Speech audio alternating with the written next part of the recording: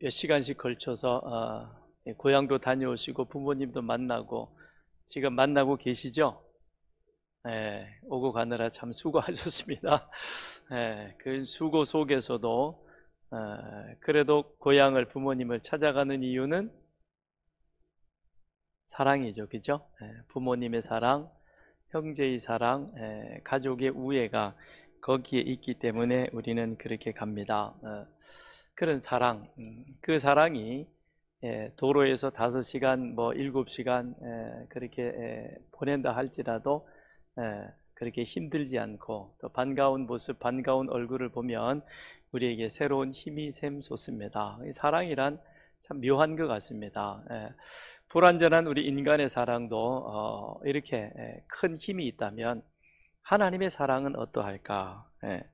하나님은 우리를 사랑하시되 우리에게 모든 것을 다 주시고 싶어 하십니다. 그런데 문제는 사랑을 받아야 할 우리에게 죄가 있다는 것입니다. 이 죄 문제가 해결되어져야 우리는 하나님의 온전한 사랑과 은혜를 누릴 수 있는 것입니다. 그래서 하나님은 이 죄 문제를 우리 보고 해결하라 그런 것이 아니라 하나님 당신께서 우리의 죄 문제를 해결해 주셨습니다. 그건 다름이 아닌 바로 당신의 사랑하는 아들 예수를 십자가에 희생 제물로 내어 주신 것이죠. 그리고는 누구든지 십자가에서 바로 우리 인간의 죄를 대신해서 돌아가신 그 예수를 믿기만 하면, 그러면 하나님은 우리를 의롭다 그렇게 인정해 주시고, 그 다음에는 하나님의 자녀 되어지는, 더 나아가서는 영원한 생명을 선물로 받는 그런 은혜를 우리에게 베풀어 주셨습니다. 이 자리에 있는 우리는 다 이와 같은 은혜를 받은 줄 믿습니다. 아멘. 우리는 다 이와 같은 은혜를 받은 거예요. 왜 그러냐? 믿는 자는 오늘 본문에도 나와 있습니다만 우리가 아직 연약하고 죄인 되었을 때, 우리가 깨끗하고 우리가 의롭고 우리가 죄가 없어서 그래서 하나님이 우리를 죄 없다라고 그렇게 선언해 주시는 것이 아니라, 아직까지도 우리는 예수를 믿지만 그런데 그 예수가 정말 나를 위해서 십자가에 돌아가셨는지 거기에 대해서 확신이 들지 않지만, 그럼에도 불구하고 예수님이 나의 죄를 대신해서 십자가에 돌아가신 것이 맞을 거야. 왜냐? 하나님이 하신 일이니까. 그런 의심 속에서도 그 사실을 믿을 때에 하나님께서는 그런 우리의 이런 불완전한 모습을 보시는 것이 아니라 그럼에도 불구하고 우리를 죄 없다, 의롭다 그렇게 인정해 주시는 겁니다. 그래서 예수 그리스도를 믿는 이 믿음, 이 안에는 차별이 없고 구별이 없습니다. 예수 그리스도를 믿음으로 모든 믿는 자에게, 그가 유대인이든 이방인이든 그 다음에 남자든 여자든 어떤 상황, 어떤 형편에 처해 있든 이 하나님의 의는 차별 없이 모든 자에게 임하는 것입니다. 그런데 인간의 사랑은 받는 그 순간에 좀 내가 좋게 여겨지고 행복하고, 그리고 우리를 무언가 어떤 새로운 계기를 만들어 갑니다. 그러나 하나님의 사랑, 하나님으로부터 의롭다 칭함을 받는 이신칭의의 이런 하나님의 사랑, 하나님의 은혜는 우리 존재 자체를 바꾸어 놓는다라는 것입니다. 우리의 삶 자체를 바꾸는 거예요. 그래서 우리가 예수 그리스도를 믿음으로 말미암아 구원받은 그 이후에 그 다음의 삶은 그 이전과의 삶의 모습이 확연히 다른 것입니다. 완전히 다른 그와 같은 삶을 살아가게 만드는 겁니다. 이것이 하나님께서 우리에게 선물로 주신 바로 믿음으로 의롭다함을 얻은 자, 그 사람이 누리는 그와 같은 삶인 것입니다. 어떤 삶으로 바뀌어 가는가? 오늘 바울은 본문에서 몇 가지로 얘기를 합니다. 첫 번째로 인간을 죄와 죽음에서 세력으로부터 해방시켜 주셨을 뿐만 아니라 우리로 하여금 하나님과 화평한 자로 살아가게 하는 것입니다. 1절을 보면, 그러므로 우리가 믿음으로 의롭다 하심을 받았으니 우리 주 예수 그리스도로 말미암아 하나님과 화평을 누리자 그랬습니다. 여기 보니까 화평이라는 그 단어가 나오죠. 이것은 하나님과 화목하게 되었다고 느끼는 내 마음의 이 양심의 평정 상태, 그걸 말하는 겁니다. 그렇다면 내가 하나님과 화평하게 되었다, 하나님과 화목한 자가 되었다라고 느끼는 이 마음의 상태는 그 이전에는 우리가 그렇지 못했다는 것이죠. 그 이전에는 하나님과 불화한 관계에 있었고, 하나님과 분리된 상태에 있었고, 하나님과 원수된 관계에 있었고, 그래서 우리에게 죽음이 찾아와서 우리는 죽음으로 말미암아 두려워하는 자가 된 상태인 것이죠. 그래서 모든 사람이 하나님의 진노의 심판 아래 머물러 있었습니다. 이것이 우리의 믿음 이전의 상태의 모습이었습니다. 믿음 이전의 상태의 모습이었다는 것이죠. 하나님과 불화한, 하나님과 화목되지 못했던 그 이전의 모습은 우리 인간관계, 이 세상 속에서도 우리는 그대로 보여지는 것을 보게 되죠. 자, 아담이 범죄하고 난 이후에는 하나님이 자신에게 주셔서 그렇게 좋다고, 그렇게 행복해 하던 그 아내를 시기하잖아요. 그죠? 너 왜 선악과 먹었느냐 그랬더니, 나는 원래 먹고 싶은 생각이 없었는데 하나님이 나에게 주셔 함께해준 저 여자가 나에게 주어서 그걸 먹었다는 겁니다. 이게 인간의 모습이고, 이게 어찌 보면 서로 무촌이라고 불리는 부부 관계의 모습이기도 합니다. 여기 앉아 계신 분은 우리는 그렇진 않죠, 그죠?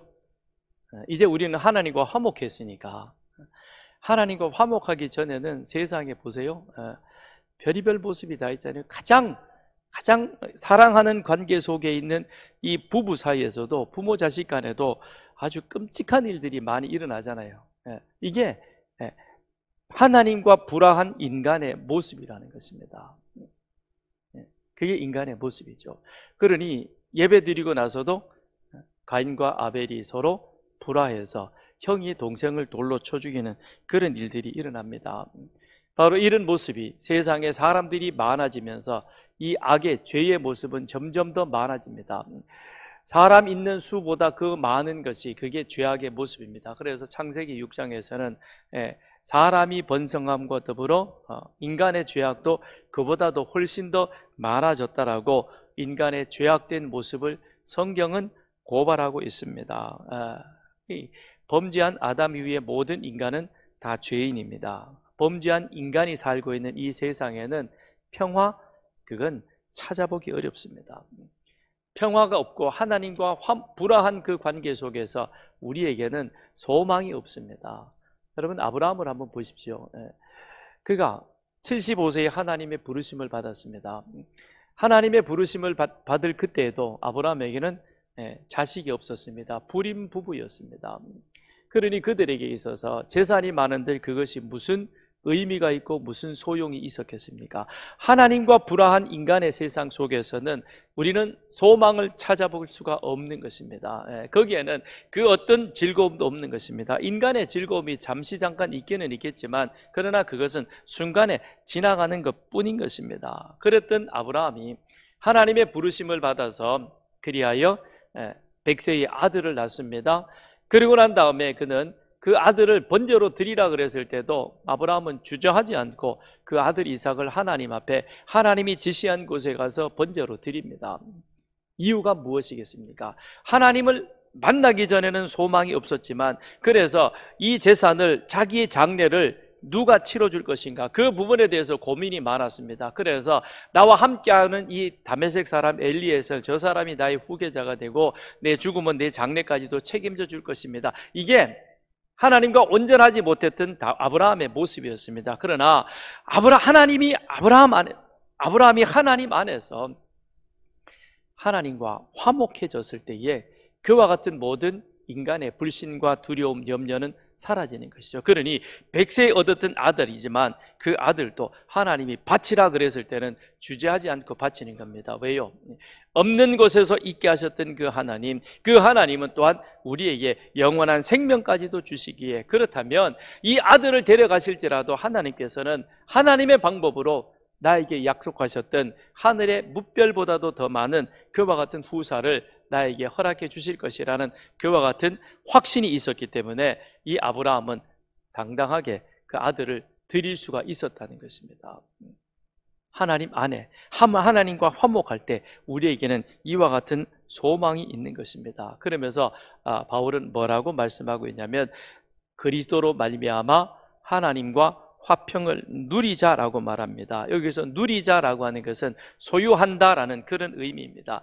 이제 우리가 하나님을 믿음으로 말미암아 믿음으로 의롭다함을 얻은 우리들에게는 그것을 고백하는 그 순간 하나님과 화목된 관계 속에서 우리에게 이 화평을 소유한 자가 되었습니다. 그래서 그걸 우리로 하여금 누리라는 겁니다. 이것은 하나님의 선포, 선언인 것입니다. 하나님과 한번 화목해 볼래 권유하는 것이 아니라 내가 믿음으로 의롭다함을 얻었다면 그 이후로부터는 바로 그 순간 하나님과 화목한 자가 되어져서 하나님의 화평이 우리 안에 샬롬으로 찾아왔다는 것입니다. 그래서 이것은 현재형인 것입니다. 지금 현재도 계속해서 하나님의 화평이 우리 속에 머물러 있는 것입니다. 여러분 하나님과 화평하시죠?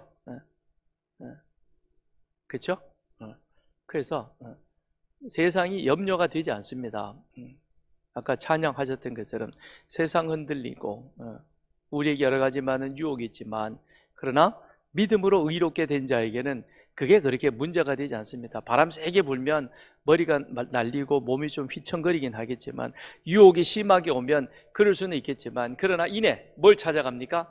하나님이 선언하셨던 화평을 누리는 자라. 그래, 나는 하나님과 화목된 관계에 있는 것이지. 그래서 세상의 염려, 근심, 모든 걱정이 우리에게서 다 떠나가고 하나님 샬롬이 바로 여러분의 삶 속에 충만할 줄 믿습니다. 아멘. 그런 은혜가 우리들 가운데 있기를 바랍니다. 바로 그런 사람에게 바울은 또 뭐라고 말씀하고 있냐면 은혜 안에 들어가는 축복이 있다는 것입니다. 2절을 보면 1절 후반절부터 같이 읽어볼게요. 우리 주 예수 그리스도로 말미암아 하나님과 화평을 누리자. 또한 그로 말미암아 그렇게 화평을 누리는 자 그는 우리가 믿음으로 서 있는 이 은혜에 들어감을 얻었다라고 말하고 있습니다. 하나님과 화평함을 얻은 그 사람은 자연스럽게 그 다음 어디에 있느냐? 은혜 안에 들어가는 그 축복을 누리고 있다라고 하는 것입니다. 하나님 보좌 앞에 들어가는, 하나님 보좌 앞에 설 수 있는 그런 축복이 주어졌다는 것입니다. 그런데 더 정확하게 여기에 들어감을 얻었다 그랬는데 더 정확하게 직역을 하면 들여보내짐을 받았다는 겁니다. 그러니까 우리 자신으로는 그 안에 들어갈 수 있는 그와 같은 자격이 되지 못합니다. 내가 의도한다고 해서 들어갈 수 없습니다. 여러분 구약의 제사 제도를 한번 보세요. 거길 보면 하나님이 이스라엘 백성들을 시내산에서 언약을 맺으시고 5가지 제사와 함께 주신 것이 성막, 성전이었습니다. 그런데 그 성막에는 성소와 지성소로 구분되어졌고 이스라엘 백성들의 남자라면 성전에 나가서 제사할 수 있습니다. 그런데 이 지성소에는 제사장이 들어가질 못합니다. 지성소에는 하나님이 그들과 함께 하신다는 하나님의 임재의 상징이었는데 거기에는 대제사장이 들어갑니다. 대제사장만 들어가되 그도 1년에 딱 한 차례 7월 10일 대속죄일 그때가 되어지면 이 대제사장이 하나님의 임재의 상징인 지성소로 들어갑니다. 들어가는 겁니다. 이건 하나님의 법인 것입니다. 대제사장이라도 하나님의 규례를 제대로 지키지 아니하고 들어가면 죽습니다. 그러니까 지성소에는 아무나 들어갈 수 없는 것입니다. 딱 한 사람 대제사장만이 거기에 들어갈 수 있는 그런 허락을 하나님께서 해 주셨던 것입니다. 그랬는데 예수님께서 우리 인간의 죄인들의 희생 제물이 되셔서 십자가에 달려 돌아가시면서 다 이루셨다고 말씀하시고 그 순간 예루살렘 성전 내에 있던 성소와 지성소를 가로막고 있었던 그 성전 휘장이 위에서부터 아래로 찢어집니다. 그러면서 히브리서 기자는 뭐라고 말씀하냐면, 이젠 우리가 예수 그리스도 보혈의 피를 힘입어서 은혜의 보좌 앞에 담대히 나아갈 수 있는 그런 은혜를 우리가 입었다는 겁니다. 그러니까 거기에 들어갈 수 있는 사람, 구약에는 못 들어갑니다. 이스라엘 백성이라 할지라도, 남자라 할지라도, 제사장이라 할지라도 지성소에 들어가지를 못합니다. 오직 대제사장만이 들어가는데, 그런데 예수님께서 십자가의 희생이 제물이 되어주시고 하나님과 우리 사이가 원수관계, 진노의 관계가 아니라 화목한 관계가 되어지니까, 그 다음엔 그 예수 보혈의 공로가 우리를 어디로 밀어넣느냐, 하나님 은혜의 보좌 앞으로 들어갈 수 있는, 하나님이 우리를 예수님이 그 안으로 우리를 들여밀어 놓았다는 것입니다. 그래서 우리가 이제는 누구든지 이 자리에 나올 수 있는 것이 우리 힘으로, 우리 능력이 아니라 예수 공로에 힘입어서, 예수 그 십자가 보혈의 공로에 힘입어서 우리가 이 자리에 들어가는 겁니다. 그래서 바울이 우리가 믿음으로 서 있는 이 은혜에 들어감을 얻었다 그랬습니다. 믿음으로 하나님이 십자가에서 예수님을 통해서 이루셨던 그 일을 믿는 자, 그가 이 자리에 들어오는 것입니다. 그래서 이곳에서 우리가 무엇을 누리느냐? 첫째는 하나님 앞에 기도할 수 있다는 것이죠. 이 은혜의 보좌 앞으로 들여보내짐을 받은 자는 하나님이 살아계시고, 살아계신 하나님은 또한 그를 찾는 자에게 복 주시는 이심을 믿고 하나님 앞에 기도합니다. 그렇죠? 그래서 우리는 하나님 앞에 간절한 마음으로 기도하는 것이죠.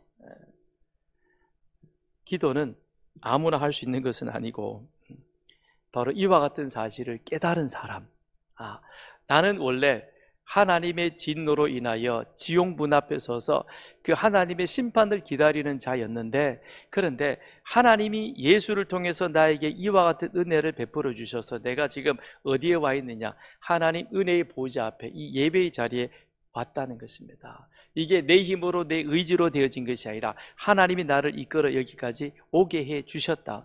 그래서 내가 하나님 앞에 그 하나님의 은혜를 감사하며 하나님 앞에 기도하는 자이죠.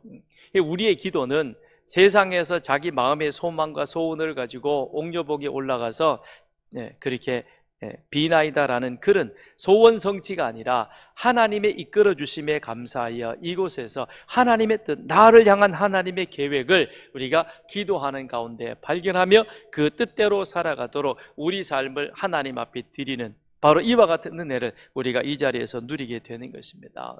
그러면서 또한 우리가 이 은혜의 보좌로 들어갈 때 우리는 예배를 통해서 이와 같은 은혜를 누리게 되는 것이죠. 이 예배, 기독교의 예배는 타종교의 예배와 다른 것입니다. 기독교의 예배는 우리 중심이 하나님이십니다. 그래서 우리는 하나님 앞에 예배를 드리는 거예요. 사람에게, 누구에게 보이기 위해서 이 자리에 와서 앉아 있는 게 아닌 것입니다. 우리는 구원의 은혜와 은총을 깨달은 자이기에, 그리기에 이곳에서 살아계신 하나님을 찬송하고 그 다음에 하나님을 예배하는 것이죠. 그 사실을 아는 자는 찬송할 때에, 예배할 때에, 말씀을 들을 때에 그 얼굴빛이, 자세가 다릅니다. 어쩔 수 없이 끌려오면 이 자리가 지겹죠. 또 듣는 얘기가 그 얘기가 그 얘기 같습니다. 맨날 예수 십자가, 그렇죠? 뭐 그것 외에 달리 할 얘기가 뭐 있겠어요? 그겁니다. 그런데 그 안에 무엇이 있느냐? 진리가 있다는 거예요. 진리가 있는 겁니다. 그래서 그 예배, 이 예배를 드릴 때에 하나님이 우리 안에 성령으로 우리 안에 소망을 마음에 부음받아서 그리하여 구원의 확신을 우리가 깨닫게 되는 겁니다. 그래서 이 예배가 하나님이 드려지는, 하나님이 받으시는, 그래서 예배하는 자는 영과 진리로 예배할지라 그랬습니다. 특별한 어떤 의식이 행해지지 않지만, 그런데 이 예배 안에서 우리는 살아계신 하나님을 만나고 그 하나님이 부어주시는 은혜가 우리 속에 가득하여서, 그래서 이 세상에 나가서 여러 가지 일들을 당하지만, 그러나 그것 때문에 우리가 잠시 잠깐 근심할 수도 있고 잠시 잠깐 흔들릴 수도 있지만, 근본적으로는 구원의 확신 속에 흔들리지 않는, 하나님을 기쁘시게 하는, 하나님이 우리 삶의 즐거움이 되어가는 그와 같은 삶을 살아가게 되는 것입니다. 그런 은혜가 오늘 함께하기를 축원드립니다.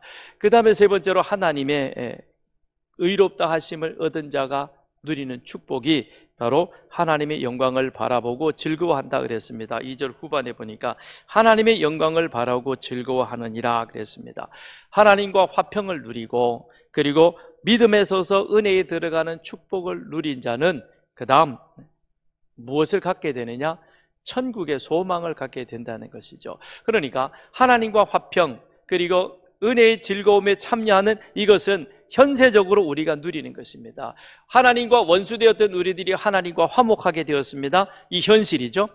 그리고 그런 은혜를 누렸기에 우리가 은혜의 보좌 앞에 이 예배의 자리에 나와서 하나님 앞에 찬송하고 예배하고 기도하는 것입니다. 이건 현실적으로 우리 현세적인 삶 속에서 이루어지는 것입니다. 그 다음 하나님의 영광을 바라고 즐거워한다라고 하는 이것은 장차 이루어질 죽음 이후에 우리의 소망의 삶에 대해서 말해주고 있는 것입니다. 천국은 누구나 바라는 소망입니다. 다 천국 가고 싶어 하지요. 그런데 바란다고 해서 아무나 천국에 가는 것은 아닌 것입니다. 그 영광의 자리에 이르는 것도 아닌 것이고요. 왜 그러느냐? 모든 사람이 죄를 범하였음에 하나님의 영광이 이르지 못한다라고 성경은 말씀하고 있습니다. 그래서 바울이 1장부터 3장에서 이 얘기를 하지 않았습니까? 몸에 할례를 가져서도 율법을 받은 너희들도 다 우리가 천국에 들어가는 것은 아니다. 선한 의지로 도덕적 선함을 가지고 우리가 하나님의 영광에 이르는 것도 아니다. 왜 그러는가? 우리 인간은 모두가 다 전적으로 타락하여서 우리에게는 선한 것은 하나도 없다라고 바울은 이미 말했습니다. 그러면서 오직 우리가 이 하나님의 영광에 이룰 수 있는 길은 바로 무엇이냐? 하나님이 이루어 놓으신 바로 십자가의 예수, 그를 우리에게 그리스도로 믿는 자, 그럴 때 하나님이 의롭다함을 여기심을 받게 되는 것이고 그 사람이 곧 바로 이와 같은 천국의 소망, 그 영광의 자리에 참여하는 그와 같은 은혜를 누리게 될 것이다라고 말씀하고 있는 것입니다. 그러니까 우리가 예수를 믿음으로 말미암아 이 땅에서는 하나님과 화평한 자로서 하나님 앞에 예배하며 하나님이 주시는 그 은혜 가운데 이 세상을 기쁨 가운데 즐겁게 살아가지만 또한 이 세상을 떠날 때는 우리는 다 천국에 들어간다는 그와 같은 소망 가운데 이 세상의 삶도 의미가 있는 것이고 죽음 또한 우리에게 있어서는 가치가 있다는 것입니다. 죽음으로 말미암아 우리의 모든 업적이 다 사라지고 없어지는 것이 아니라 이 땅에서의 삶이 우리를 영원한 천국으로까지 인도해 가는 것이기에 그러기에 우리는 죽어도 기쁜 거예요. 여러분은 죽으면 안 기쁜가 봐요? 표정이 갑자기 바뀌는 것 같아요. 죽어도 우리는 행복해요. 그죠? 천국 가니까. 죽어도 천국 가니까 우리는 조금 더 두려워할 필요가 없는 겁니다. 여러분 스데반을 보십시오. 복음을 전하다가 유대인들이 그게 듣기 싫다고 귀를 막고는 그 다음엔 돌을 가지고 스데반에게 막 던집니다. 스데반을 가운데 두고 사람들이 둘러서 가지고는 스데반을 돌로 칩니다. 스데반 지금 얼굴이고 온몸에 돌이 사방에서 날아옵니다. 그런데 그 돌을 맞으면서 스데반은 두려워하지 않습니다. 왜 그러는가? 사도행전 7장에 보면 스데반이 성령 충만하여 하늘을 우러러 주목하여 하나님의 영광과 및 예수께서 하나님 우편에 서신 것을 보고 말하되 보라 하늘이 열리고 인자가 하나님 우편에 서신 것을 보노라 그랬습니다. 이 땅에 있으면서 무엇을 봤느냐? 오늘 여기 2절에 나와 있는 하나님의 영광을 바라보았습니다. 누가? 스데반이요. 그렇기 때문에 주변에 있는 사람들이 돌을 들어서 그를 치지만 돌에 맞으면 얼마나 아픕니까? 저 사람이 돌을 들고 나를 향하여 던지려고 했을 때 그걸 바라볼 때 내 마음에 얼마나 두려움이 있습니까? 그럼에도 불구하고 이 스데반은 그것이 두려운 것이 아니라 그 눈이 무엇을 바라보느냐? 하늘이 열리고 주님께서 하나님 우편에 서 계신 그 모습을 바라보면서 내가 지금 이 순간이 지나고 나면 나도 바로 저 영광의 제 하나님 영광에 내가 들어가겠구나. 그 사실을 그가 보았기 때문에 죽음이 그에게는 두렵지 않았습니다. 여러분에게도 그런 은혜가 있기를 바랍니다. 우리가 어차피 한 번 죽는 거예요. 아무리 내가 발버둥 치더라도 이 죽음을 피해갈 수는 없습니다. 이 땅에서 부모 자식으로 이웃으로 인연을 맺어 살아가는 그와 같은 인간의 정의, 이제는 더 이상 연결되어질 수 없다는 것에 대해서 인간적인 슬픔은 있겠지만, 그러나 우리는 그 슬픔을 넘어서 그 슬픔 뒤에 무엇이 있습니까? 내가 이 땅에서 예수 그리스도를 믿음으로 말미암아 하나님과 화목되어졌고, 그리고 내가 그 은혜의 자리에 참여할 수 있는 그런 은혜를 내가 이 땅에서 마음껏 누리며 살아갔고, 이제는 이 세상의 삶이 끝나기에 내가 어디로 들어가느냐? 하나님 그 영광의 자리에 내가 들어간다는 그 소망 가운데 죽음의 두려움을 뛰어넘는 여러분과 저가 되기를 바랍니다. 그와 같은 슬픔을 뛰어넘는 우리 모두가 되기를 바랍니다. 부모님이 죽었다고 해서 희죽희죽 웃고 다니라는 그런 말이 아니라, 부모님이 죽으면 인간적으로는 슬프겠죠. 그러나 인간적인 슬픔과 그 다음 그것을 더 뛰어넘는 것이 무엇이냐? 바로 하나님 영광에 참여하는 천국 소망이라는 것입니다. 그 소망 가운데 우리는 하나님을 찬양하는 그런 우리들이 되어야 할 줄 믿습니다. 오늘 우리 역시 스데반이 당했던 그런 일들을 당하고 있습니다. 물론 세상은 지금 돌을 들어서 우리를 내려치지는 않습니다. 그러나 이 세상이 원래 악한 세상입니다. 하나님이 아들 예수를 십자가에 못 박아 죽였던 그만큼 악한 세상이기에, 그러기에 교회와 믿는 자들을 당연히 핍박합니다. 그래서 우리가 예수를 믿으면 그런 핍박받는 것은 당연한 일인 것입니다.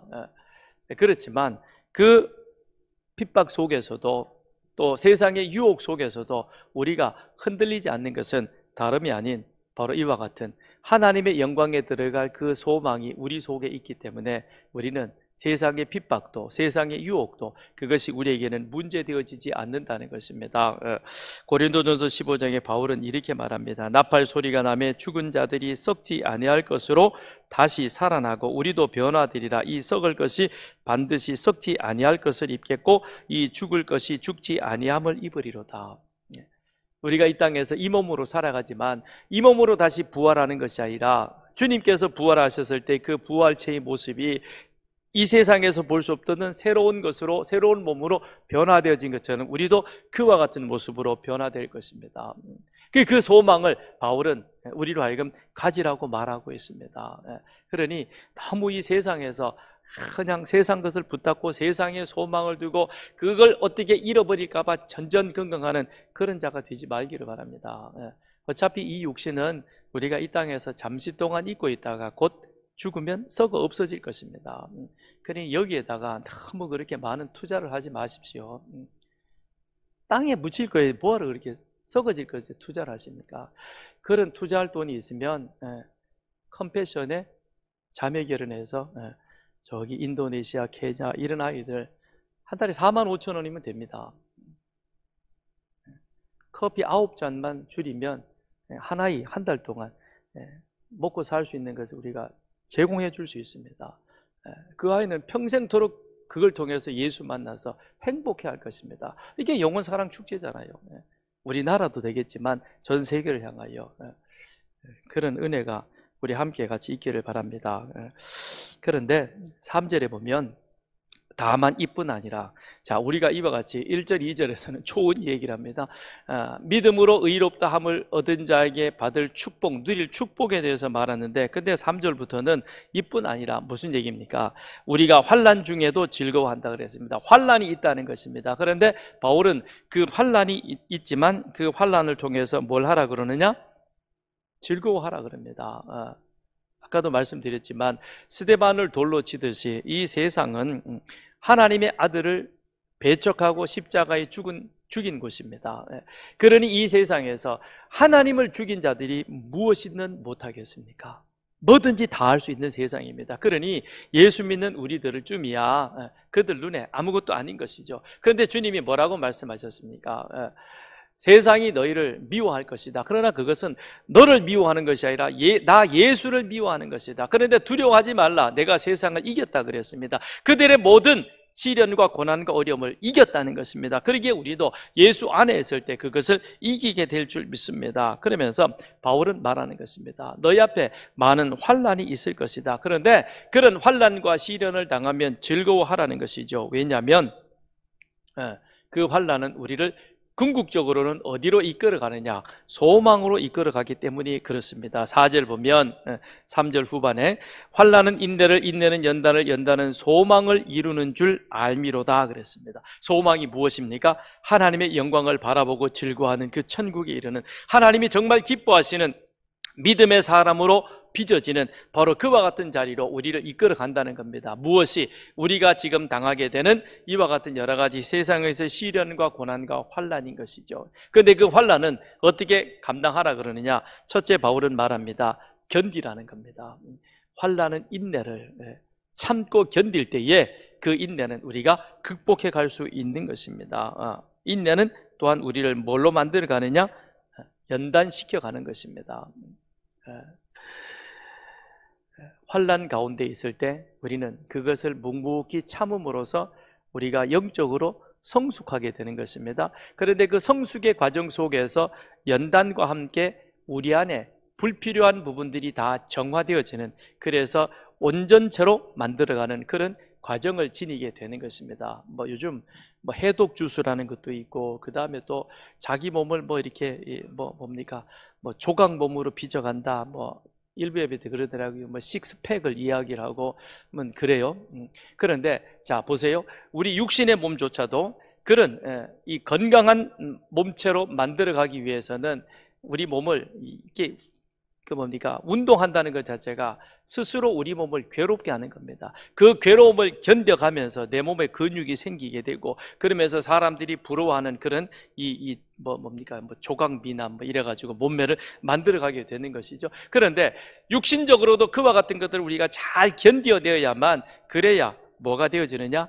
더 온전한 모습으로 되는 것처럼 영적인 믿음 또한 그러한 것입니다. 환난이 있지만 그 환난을 견디는 가운데 우리는 더 성숙한 믿음의 자리로 가게 되는 것이고, 그 인내는 자연스럽게 우리를 어디는 자리로 이끌어가느냐? 연단시켜 간다는 것입니다. 그래서 우리 몸에 불필요한 모든 것들, 내 안에 하나님이 원치 아니하는 그와 같은 것들이 있다면 그것을 다 걸러내는 그 과정이 무엇이냐? 연단이라는 것입니다. 그래서 우리를 온전케 만들어가는 그와 같은 자리로 이끌어갑니다. 그런데 결국 그것이 우리를 어디까지 가느냐? 소망의 자리로 나아가게 되는 것이죠. 소망이 5절에 보겠습니다. 소망이 우리를 부끄럽게 하지 아니하면 우리에게 주신 성령으로 말미암아 하나님의 사랑이 우리 마음에 부은 바 되었다 그랬습니다. 소망이 우리를 부끄럽게 하지 아니한다. 소망이 우리를 실망시키지 아니한다. 이게 이제 직역하면 그렇게 되는 것입니다. 인간의 사랑은 완전하지 않습니다. 왜냐? 우리 인간 자체가 불완전하기 때문에 그렇습니다. 그래서 상황에 따라 언제든지 변할 수 있는 것이, 그것이 인간의 사랑인 것이죠. 너 없이는 못 산다 그랬다가 요즘에는 이혼 가운데, 우리나라 이혼 가운데 중년 이후에 이혼이 많아진다 그래요. 그게 무려 절반 가까이 차지한대요. 그렇게 된다 그럽니다. 그건 상황에 따라서 이제 이게 바뀌어 가는 것입니다. 그러나 하나님의 사랑은 절대 그렇지 않은 것입니다. 그래서 5절에서 바울이 뭐라 그랬습니까? 환난을 당하지만 그 환난 가운데 우리가 참고 견디면 성숙되어 가면서 하나님이 원하는 그와 같은 귀한 신앙의 자리로 가는데, 결국 구원의 확신에 이르는 그와 같은 소망으로 우리를 이끌어가게 되어진다라고 말씀하고 있는 것입니다. 그래서 소망이 우리를 부끄럽게 하지 않는다. 소망은, 하나님의 구원의 약속은 결코 우리를 실망시키지 아니한다는 것입니다. 인간은 하나님과의 약속을 어김으로 말미암아 실망하죠. 하나님이 아담과 동산에 있는 모든 것들은 내 마음대로 하되, 그러나 한 가지, 선악을 알게 하는 나무 열매는 먹지 말라 그랬습니다. 그런데 아담이 그것을 어기었습니다. 그러면 굳이 하나님 편에서 그것을 약속을 또 해줄 수 있을까? 안 해도 되는 것이죠. 그런데 하나님은 아담하고 약속을 해주십니다. 내가 너를 구원할 메시아를 보내겠다 그랬습니다. 그런데 하나님은 그렇게 약속을 해주셨고 그 약속을 신실하게 지켜갔지만, 그러나 가인, 노아, 아브라함, 다윗 쭉 내려오는 그 과정 속에서 하나님이 계속해서 그 약속을 맺어가는 이유는 무엇입니까? 인간의 불완전함이, 인간의 불신실함이 하나님의 그 성실함을 따라가지 못하고 하나님의 약속을 온전히 믿지 못하는 것입니다. 그럼에도 불구하고 하나님은 그런 인간을 위해서 하나님이 당신이 약속하신 대로 그 아들 예수 그리스도를 우리에게 십자가로 내어주셔서 그리하여 죄인들을 향한 우리의 사랑을 확증시켜 주셨습니다. 하나님의 사랑은 말로만 되어지는 사랑이 아니라 구체적으로 우리 삶 가운데 이루어지는 그와 같은 사랑이었던 것이죠. 그게 바로 무엇입니까?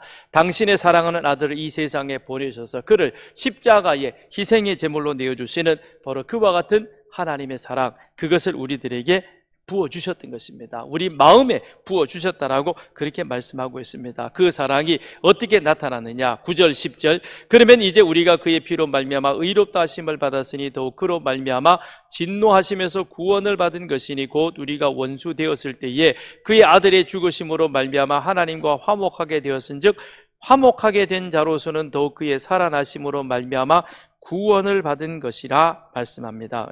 언제?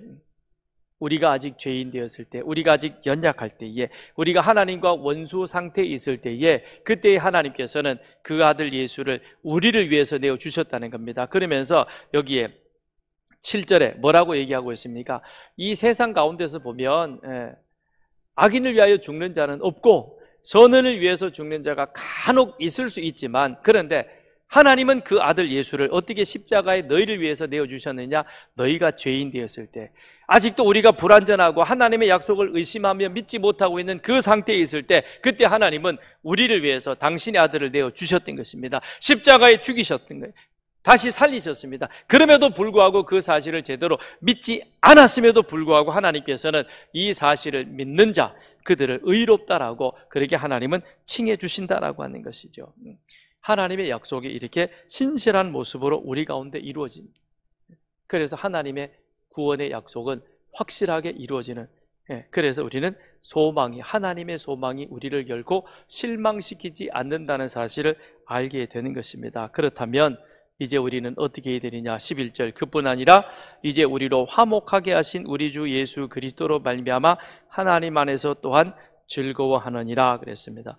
이미 구원 얻은 자로, 장차 하나님 영광의 즐거움에 참여할 소망을 가진 자로서 우리는 이 세상을 살아가되 이 세상에서 하나님으로 인하여 즐거워하고 우리의 삶이 하나님을 기쁘시게 하는 삶, 그건 바로 무엇이겠습니까?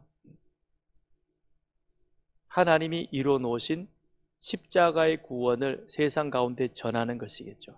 그래서 많은 사람, 모든 사람이 그 십자가의 예수를 믿어 구원받는 것, 이거 하나님이 제일 기뻐하시는 일이죠. 그래서 죄인 한 사람이 구원받을 때 하나님 하늘에서는 천국 잔치가 벌어진다 그랬지 않습니까? 그래서 우리가 영원 사랑 축제를 하는 것입니다. 그 일을 더 잘하기 위해서 우리는 릴레이 기도도 하는 것이고, 그 다음에 특별 새벽 기도에도 같이 함께 하는 겁니다. 그래서 함께 같이 기도로 힘을 모으고 하나님의 기뻐하시는 일, 우리가 이 땅에 살면서 그 일을 잘 감당하여서 그리하여 우리 모두가 다 하나님의 천국의 소망에 이르는 그와 같은 은혜를 누리는 그런 우리들이 되어야 할 것입니다. 그래서 우리에게 주어진 이 귀한 이미 받은 축복의 은혜를 이 땅 가운데 잘 우리는 누리며 살아가며, 또한 이 모든 은혜를 우리 주변에 있는 사람들과 함께 나누는, 그래서 함께 같이 구원의 즐거움에 참여하는 저와 여러분 되시기를 축원드립니다. 기도하겠습니다.